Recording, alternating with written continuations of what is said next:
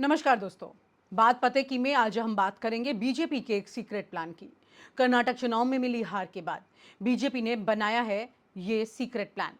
मोदी शाह के अलावा किसी को भी इसकी कोई जानकारी नहीं और इस सीक्रेट प्लान की भनक किसी को वो देना भी नहीं चाहते। इसी के आसपास बना रहे हैं वो 2024 की रणनीति। इस प्लान को लेकर काफी ज्यादा गंभीरता और गोपनीयता भी बढ़ती जा रही है। बीजेपी की टॉप लीडरशिप इसमें इन्वॉल्व है और आप जानते हैं टॉप लीडरशिप का मतलब कौन है। दरअसल बीजेपी की टॉप लीडरशिप चाहती है कि इसी को ब्रह्मास्त्र बनाकर वो 2024 के मैदान में उतर जाए और इसकी तैयारी में वो दिन रात लगी है। अब सवाल यह है कि कर्नाटक की हार के बाद आखिरकार बीजेपी का कौन सा सीक्रेट प्लान अब उनका काम करने वाला है। इस प्लान में ऐसा क्या है जिस पर इतनी सीक्रेसी मेंटेन की जा रही है? क्या पीएम मोदी को लेकर कोई प्लान है या फिर बीजेपी के हाथ कोई और ब्रह्मास्त्र लग गया है जिसकी भनक वो शायद किसी को भी नहीं लगने देना चाहती? क्या बीजेपी का ये सीक्रेट प्लान दिलाएगा पीएम मोदी को 2024 में हैट्रिक?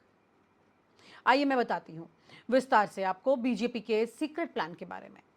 2024 के लिए बीजेपी की सारी रणनीति इसी सीक्रेट प्लान के आसपास मंडरा रही है। बहुत खास है ये प्लान और ये न्यूज़ नशा के पास है, वो भी एक्सक्लूसिव। अभी आपको इसकी जानकारी कहीं भी नहीं मिली हो तो चौंकेगा नहीं जो मैं आपको बताने जा रही हूँ बीजेपी के सीक्रेट प्लान के बारे में।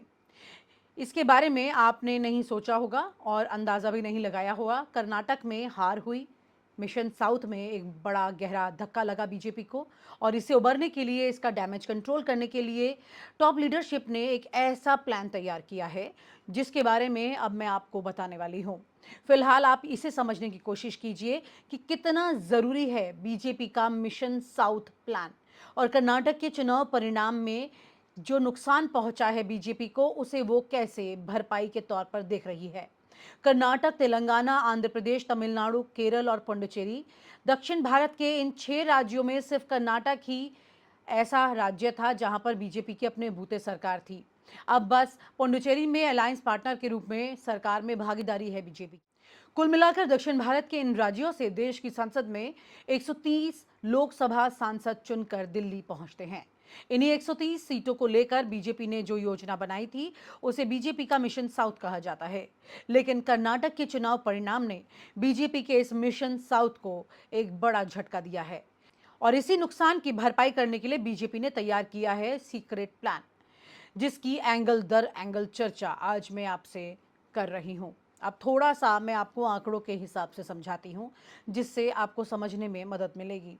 दक्षिण भारत के 130 लोकसभा सीटों में से सिर्फ 29 ही बीजेपी के पास हैं और गौर करने वाली बात यह है कि इन 29 में से 25 सीटें अकेले कर्नाटक से हैं, जहां इस बार के विधानसभा चुनाव में बीजेपी को बड़ा धक्का लगा और 4 सीटें तेलंगाना से हैं। इन आंकड़ों से आप समझ गए होंगे कि दक्षिण भारत में बीजेपी की आखिरकार क्या स्थिति है और जो नुकसान कर्नाटक से हुआ है बीजेपी उसकी भरपाई अब कहां से कर सकती है। बीजेपी के इस नए सीक्रेट प्लान के बारे में आप समझिए। दरअसल कर्नाटक चुनाव परिणाम से बीजेपी के मिशन साउथ को झटका लगा, उसकी भरपाई की तैयारी है। अब सुनिएगा जो बात मैं ध्यान से बताने वाली हूं उसकी जानकारी सिर्फ बीजेपी की टॉप लीडरशिप को है और अब आपको होगी और किसी को नहीं। बीजेपी का टॉप लीडरशिप इस बात पर मंथन करने में लगा है कि क्या पीएम मोदी को साउथ की किसी सीट से लड़ाया जाए। जी हां, मंथन इस बात को लेकर हो रहा है कि पीएम मोदी को दक्षिण भारत की किसी संसदीय सीट से चुनाव लड़ाया जाए, कर्नाटक के हुए नुकसान की भरपाई की जाए। अब पीएम मोदी इस बात के लिए तैयार हैं या नहीं ये तो आगे पता चलेगा, लेकिन ये प्लानिंग चल रही है कि नॉर्थ के साथ साउथ से भी चुनाव लड़ेंगे प्रधानमंत्री नरेंद्र मोदी। इसकी तैयारी हो रही है। क्या वो बनारस की सीट को छोड़ देंगे या उसके साथ साथ वो आगे इस पर चुनाव लड़ेंगे। बीजेपी के इस प्लान के मुताबिक सारा फोकस कर्नाटक के बाद अब तमिलनाडु पर शिफ्ट हो गया है। हाल फिलहाल देश के गृह मंत्री अमित शाह ने तमिलनाडु के बीजेपी नेताओं के साथ बैठक की और जिस तरह से उन्होंने अचानक से सेंगोल पर हुई राजनीति को लेकर के सामने तस्वीर रखी है उससे आप और हम समझ सकते हैं कि तमिलनाडु कितना बड़ा फोकस है। मीटिंग में गृहमंत्री अमित शाह ने कहा कि हमने सेंगोल को चेन्नई से दिल्ली के संसद भवन में स्थापित किया और इसका इनाम हमें ज्यादा से ज्यादा सीट जिताकर आप संसद में भेजें, ऐसा होना चाहिए। उन्होंने ये भी कहा कि भविष्य में देश को एक तमिल पीएम मिल सकता है। जिसके लिए उन्होंने तमिलनाडु से 25 सांसद जिताने की अपील की। मीटिंग में कही गई यही वो बात है अमित शाह की जो सबसे ज्यादा गौर देने वाली है। अब सोचिए, अगर 25 सीट बीजेपी की तमिलनाडु से भी जीत जाती है बीजेपी, तो भला पीएम मोदी के अलावा पीएम वो किसको बनाएगी? गौर करने वाली बात यहां यह भी है कि यहां की तमिलनाडु से जो 25 सांसद जिताने की अपील अमित शाह कर रहे हैं, कहीं ना कहीं इसके पीछे बीजेपी का कर्नाटक से होने वाले संभावित नुकसान का डर है, जो लोकसभा में भारी पड़ सकता है। कर्नाटक से भी 25 सांसद हैं, जिसमें कर्नाटक चुनाव में जो हार मिली है उससे वो डर गए हैं कहीं ना कहीं, और उसकी भरपाई अब तमिलनाडु से करना चाहते हैं, क्योंकि 25 सांसद कर्नाटक से, 25 की बात वो कर रहे हैं तमिलनाडु से। बीजेपी का मानना है कि अगर पीएम मोदी को तमिलनाडु से वो चुनाव लड़ा देते हैं तो साउथ से उन्हें फायदा होगा, कर्नाटक में होने वाले संभावित नुकसान की भरपाई हो सकेगी। अब जब ये लगभग तय है कि पीएम मोदी साउथ से भी चुनाव लड़ सकते हैं, तो समझिए वो कौन सी सीटें हैं जहां से वो दावा ठोक सकते हैं। पीएम मोदी, अमित शाह 3 सीटों पर इन दिनों चर्चा कर रहे हैं, कन्याकुमारी, मदुरई और रामनाथपुरम।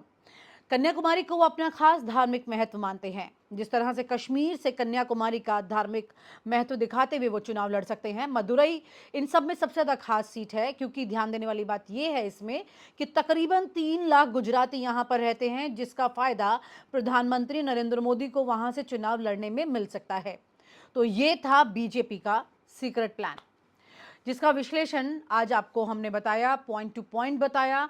अब देखना यह होगा कि पीएम मोदी बनारस की सीट छोड़ेंगे या फिर बनारस के साथ साथ यहां से भी साउथ की किसी सीट से चुनाव लड़ेंगे, जैसा कि कांग्रेस की राहुल गांधी ने किया था। वो अमेठी के साथ साथ वायनाड से भी चुनाव लड़े थे।